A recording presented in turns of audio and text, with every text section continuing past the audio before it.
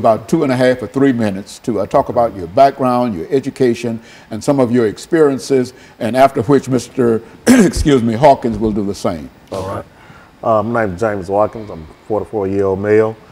My background is I'm the president of the Dads Against Destruction. It's a program we try to help dads change their lives around to making better choices and decisions where they're going in life. My background in education, I attended White Creek Comprehensive High School. I left school in 1991. I left from there. I didn't graduate, but I did a few years later, wind up getting my GED. Then after I received my GED, I went on off to college in Flathead Valley Community College. That's in Montana, Kalispell, Montana. So that's my education. And what I have to deal with child support is I've been dealing with child support for over 20 years. I have 2 adult kids, and the situation with that is the way it's been explained to me is I'll be paying child support, the rest of my life due to the way the state has set things up to where that you're not just only paying child support, but you also paying interest fees and back this and back that, and to where I'm paying more to the state than I'm paying to the child support right now. And so in a real sense, what you're saying here, Mr. Hawkins, Mr. Watkins, is that the state of Tennessee has some issues dealing with child support that the two of you and Mr. Hawkins will be able to talk about. But first, let's get some information from you, Mr. Hawkins, Phil Hawkins, in reference to your background, education, and what really brought you to us this morning. Okay, good evening. I'd like to thank you for us being here. I'm Phil Hawkins, the CEO of Dads Against Destruction. What brought us here is that it's time for us to stand up, man up, and get this out. A lot of men don't even want to work no more these days. So we out here now trying to advocate for the men, to get the men back in the household and get the system back. Right now, the system trying to raise our kids, and it can't happen like that. And so in a real sense, let's since you've been involved with child support in the state of Tennessee for quite a while, let's give our audience some information in reference to what we mean in reality when we say child support in Tennessee, who has to pay it and how much you have to pay it and how long you have to pay it. Let's do it from that perspective. The way it's set up, from my understanding, it's supposed to be for 18 years until your child turns 18 years old. Then it can go even further because of they're going to college and stuff. I can understand all that, but situations in life happen. Man's job might slow down at different points of the season to where he's not able to make his whole payment, or he might lose a job, or just things happen. But that doesn't stop child support from running, and as it keeps running, if you miss, it's like a credit. If you miss a payment, if you don't pay your whole full balance, they're gonna charge you a late fee. And this is how I feel about it, because I'm paying late fees every day, all day long, because of I'm just might be slow on getting the payment, makes me slow at work and stuff, and I'm not even making a payment. But it's just a system to where it's like it makes you feel like the state getting more out of it than the child is. And so, Mr. Hawkins, what we're saying is that when we talk about child support, we're not just talking about a simple kind of thing of buying diapers and baby food and et cetera for a certain time. But I think as Mr. Watkins has indicated, that he has been involved in it for more than 18, 20 odd years. And so, what we're going to do, Mr. Hawkins, is to take this first commercial break. We've got about a half a minute. Okay. And when we come back, we want you to talk about child support in the state of Tennessee by defining what we mean when we talk about child support and the impact that child support is having upon individuals. When we come back, you give us some statements in reference to your background, your education, and some of your experiences, and then we'll get into that part of it, and that will allow us to first get a definition. Right. Because I think a large number of folks, when they think about child support, generally think in terms of buying baby bottles and et cetera and et cetera.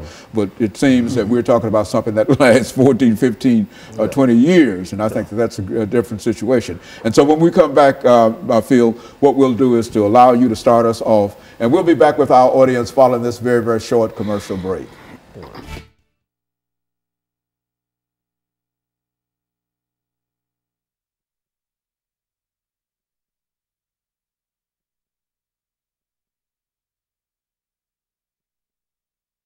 about child support in Tennessee, this is where you start, because you're going to have 4 minutes at least before you turn it over to him. You listen to what he's saying, and anything that you think that you might be able to elaborate upon or whatever, or to expand it or whatever. I'm learning something, because I was of the impression that child support, you know, I know there might be some situations in reference to it, but I didn't know it was a lifelong kind of situation. A judge told me, so you'll be paying child support the rest of your life.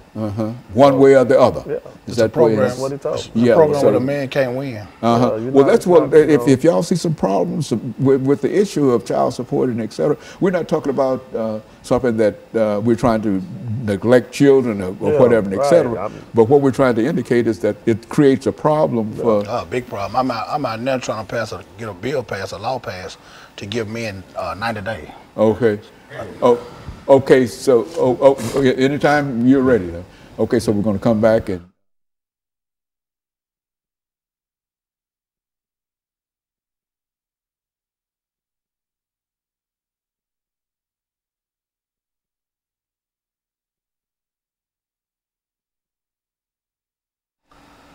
Thank you and welcome back to the second segment of the show for today. The topic is child support in Tennessee, and we have with us to talk about child support in Tennessee Mr. James Watkins and Mr. Phil Hawkins. And so, Mr. Hawkins, let's see if we can get some information from you, because we were unable to get it the last time, from you in reference to your background, your education, and some of your experiences that led you to us this morning, and then make some statements in reference to child support in Tennessee, and then we'll move to Mr. Watkins and allow him to sort of finish this segment for the morning. Okay. Well, I came out of Glencliff High School, like my buddy here, didn't graduate, went through the system to graduate, get GED, and just got, you know, going through life changes, ups and downs. But we also been in the child support system, like he said, 20, 30 years, where we can't win, you know, and it's time for us to take back our stand on it. We keep falling for everything. We got to stand for something. And this child support thing, it got to be, well, the average man these days don't even want to work a job. You know, they taking half his check, the child at home don't get the money, the state taking all their money, and then you left with $100, $200 to feed for 2 or 3 kids.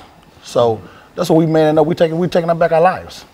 We're addressing the issues now. It's time for us to, you know, do what we need to do to get these fathers back home. Maybe we stop some of this gun violence, you know, because the father's not there, he can't raise his kids. But if you bring a father in, he can discipline his kids. The state can't do it by itself no more.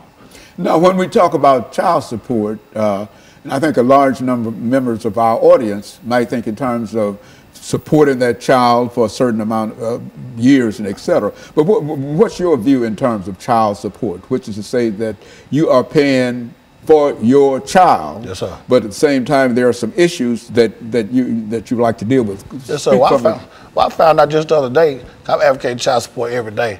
I just found out the other day I was with my kid's parents, my kid's mother, 24 years. And I just found out the other day I'm $139,000 behind on child support payments. So how that system add up? I was with my kids every day of their life, all 3 of them. But I'm behind, I take care of my kids. You know, it's how the system is trying to portray us as not doing, but because we're not paying the system. But we keep paying the system, we can't we can't feed the child. We gotta have something for a man to live. And so are you still with your wife? No, sir. But you're still paying for to support your children every day. And you feel that they're taking more money out of whatever salary you have. Yes, sir. And some of that money does not go to the child. None of the money go back. But the money, for the most part, goes to the state. Yes, sir. What do you think about that, Mr. Watkins? I mean, it's true. As you just asked me, about going towards the child, it's true. I've had the mother me call me, ask me, well, when is your job going to send the money? I said, what do you mean? It's coming out of my check. Well, they send it when they want to send it. And it causes conflict within the household. I've lost a house. I lost my family. I've lost cars. I've lost jobs and everything. I've lost my freedom over child support. And, you know, it took a real big toll on me mentally and emotionally, because you know, I desire to be home with my kids. My kids are my everything.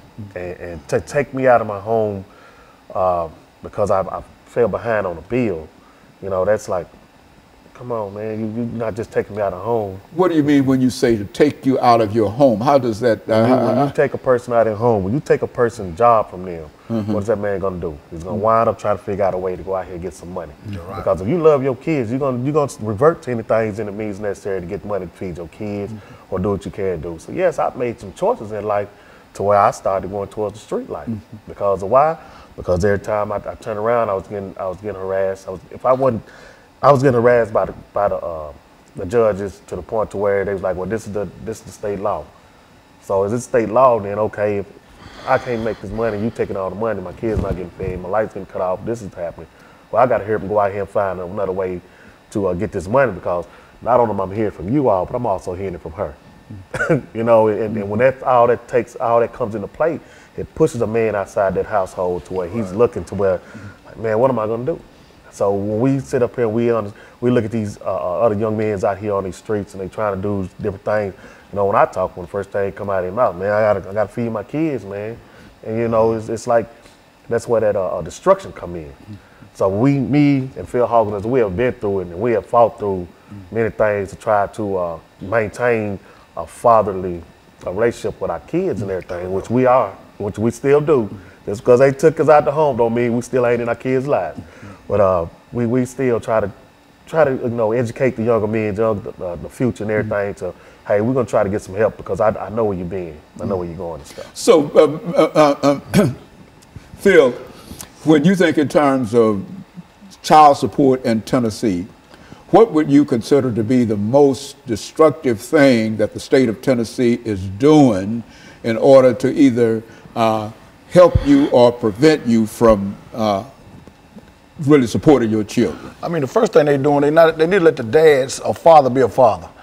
The state cannot raise or come in a household and raise kids. And that's what they're doing. They make sure the father's not there by leading the mother wrong. Make sure the father not there. So there you go. You got a son and daughter just being raised by the system. And we already know that's going to lead to a broken cycle. So we out here now trying to bring that cycle to fix the broken cycle. You know, to get this right. Bring the fathers back in the home. Take care of the kids. Take care of their families. It's just a man-up process. You know, we need help with it. And so if the state is paying that household child support, the father cannot be in the household. Is that what we're saying? Yes, sir. That's right. And so, which means that, I think, as you were indicating, Mr. Watkins, that sort of pushes you out into the street. Yeah. You see, in order for her to receive. A man is going to try to figure out some way to not only that you push that man outside that household, but he also got to go find a house to where he got to stay now. Right. So that's another bill. That's another situation where he got to, like, okay, he got to go and try to wind up in a shelter. You're going to wind up in a hotel. You're going to wind up in a friend's house. You bouncing around in different places, trying to live and trying to provide and stuff. It takes away your self-esteem. Downhill spiral. Yeah, and that's what we call destruction. Yeah. So it's when you know, it does a lot of good, but then also it does a lot of harm too. Because when you take that man out of that household, then you got these young boys running around here. And then you telling me I can't discipline my child. Then you go to school, you get in trouble, you get secret indictments out on you because of you discipline your child because your child stayed there. Well, the man in the household doing something wrong, so let's get him out of here. No, not every man is doing something destructive to tear his child down. So there is, over the last 22 seconds we have in this segment, there is no father in a household where there is child support. Right. Okay. And the ones there, the state still want their money too. Yeah. So no way about it. And that creates a real problem. And of course, what we'll do, we'll take this second commercial break, and we'll be back with our audience following this very, very short commercial break.